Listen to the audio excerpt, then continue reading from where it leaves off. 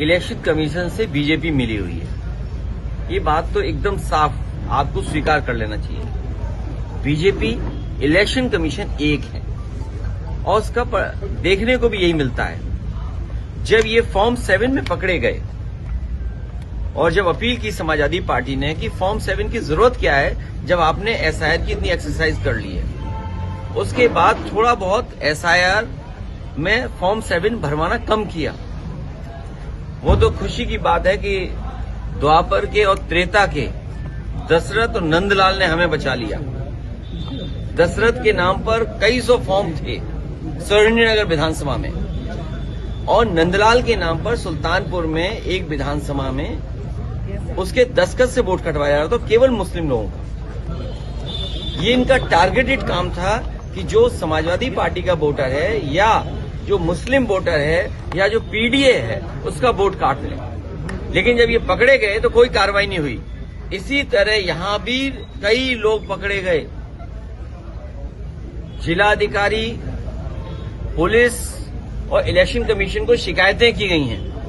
अगर एक भी एसडीएम पर और एक भी डीएम पर अगर इलेक्शन कमीशन कार्रवाई कर देता तो ये जो फॉर्म में भरने में वोटर लिस्ट में जो हेराफेरी हो रही है वो एक नहीं होती।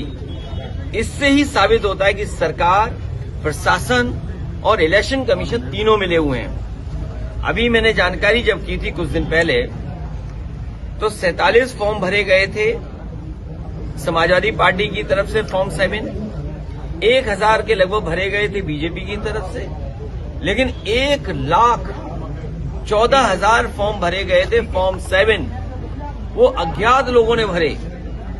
और जब उनका हम देखते हैं कि 1,14,000 वोट कौन सा है तो वो सब पीडीए निकलता है, पिछड़े, दलित, आदिवासी, मुसलमान, इन्हीं का वोट काट रहे हैं।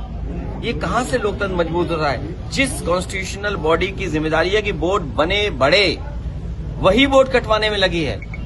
हम तो ये कहेंगे इटावा कि हमारे पत्रकार साथी, हालांकि आप झंडा नहीं भेज सकते बीजेपी का, यहां से एक झंडा भेज दो बीजेपी का, वो अपनी बिल्डिंग में लगा लें, जिससे ये पता लग जाए कि बीजेपी का ही इंस्टीट्यूशन है। लेकिन